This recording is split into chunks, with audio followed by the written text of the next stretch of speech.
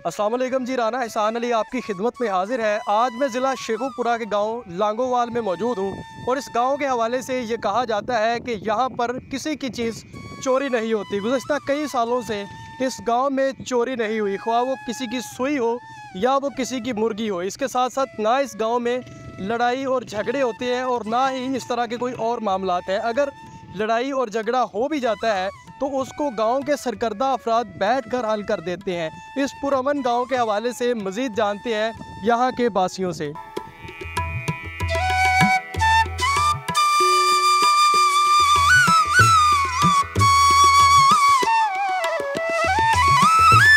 देखें जी, लांगोवाल के कुछ बासी मेरे साथ यहाँ पे मौजूद हैं। इनसे जानेंगे कि इस गांव की तारीख क्या है, कौन कौन सी चीज़ें यहाँ पे मशहूर हैं और ये गांव कितने रकबे पे मुहित है। बाबा जी मेरे साथ मौजूद हैं, इनको सारा पता है इस गांव का।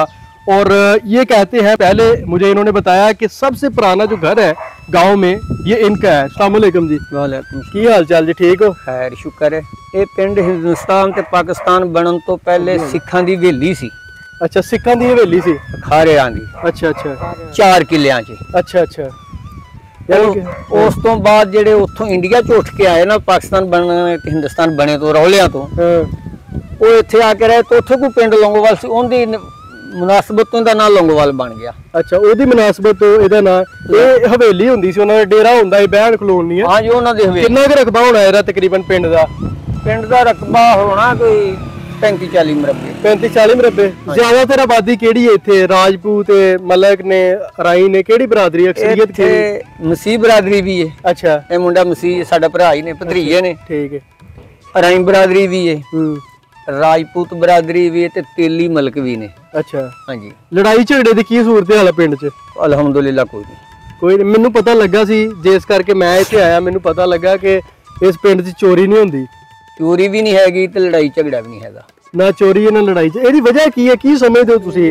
कौमां वखरियां वखरियां ने, राजपूत भी आ, राई भी आ, सारे ही ने। हाँ जी। ते लड़ाई कोई नहीं? लड़ाई इस तो नहीं कि ਅਸੀਂ ਸਾਰੇ ਹੀ ਇਸ ਤਰ੍ਹਾਂ ਰਹਿੰਦੇ ਆ ਕਿ ਜਿਵੇਂ ਇੱਕ ਮਾਂ ਦੇ ਬੱਚੇ ਆ। ਵਾਹ ਵਾਹ ਵਾਹ, ਕੀ ਬਾਤ ਹੈ। ਹਾਂ ਜੀ, ਰਹਿਣਾ ਵੀ ਇੰਜ ਹੀ ਚਾਹੀਦਾ। ਇਹ ਮਸੀਹ ਨੇ, ਸਾਡੇ ਭਰਾ ਨੇ, ਅਸੀਂ ਇਹਨਾਂ ਦੇ ਭਰਾ, ਇਹਨਾਂ ਦੀਆਂ ਧੀਆਂ ਸਾਡੀਆਂ ਧੀਆਂ ਨੇ, ਸਾਡੀਆਂ ਇਹਨਾਂ ਦੀਆਂ ਧੀਆਂ ਨੇ। ਅੱਛਾ, ਇੱਜ਼ਤ ਮਾਮਲਾ ਕੋਈ ਇੱਥੇ ਰੌਲਾ ਨਹੀਂ। ਕੋਈ ਰੌਲਾ नहीं थे? ਕੋਈ ਰੌਲਾ नहीं। कोई कतलो गारत नहीं, कोई लड़ाई झगड़ा नहीं, मतलब अमनो मानना। अगर बिल फर्ज कोई माड़ी मोटी हो जाती है ना चपकलिश, ਉਹਨੂੰ ਕਿਵੇਂ ਹੱਲ ਕਰਦੇ ਨੇ ਪਿੰਡ ਵਾਲੇ? ਉਹਨੂੰ ਸਾਡੇ ਪਿੰਡ ਵਾਲੇ ਆਪ ਹੀ ਰਲ ਕੇ ਕਰ ਲੈਨੇ ਆ। ਇਮਰਾਨ ਸਾਹਿਬ ਇੱਥੇ ਦੇ ਰਹਿਸ਼ੀ ਹੋ ਪਿੰਡ ਦੇ? ਹਾਂਜੀ। ਕਦੋਂ ਦੇ ਇੱਥੇ ਪਿੰਡ ਚ ਰਹਿ ਰਹੇ ਹੋ? ਮੇਰੀ ਉਮਰ ਤਕਰੀਬਨ 40 ਸਾਲ ਦੇ ਕਰੀਬ ਹੋਈ ਹੈ।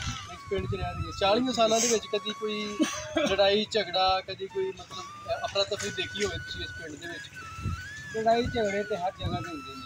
ਅੱਛਾ, ਲੇਕਿਨ ਉਹਨਾਂ ਨੂੰ ਕੰਪਰੋਮਾਈਜ਼ ਦੀ ਵੀ ਅਸੀਂ ਆਪਣੀ ਖੋਜ ਲੋਕ ਜਿਹੜੇ ਹੱਲ ਕਰਦੇ। ਥਾਣੇ ਤੱਕ ਨਹੀਂ ਜਾਂਦੇ?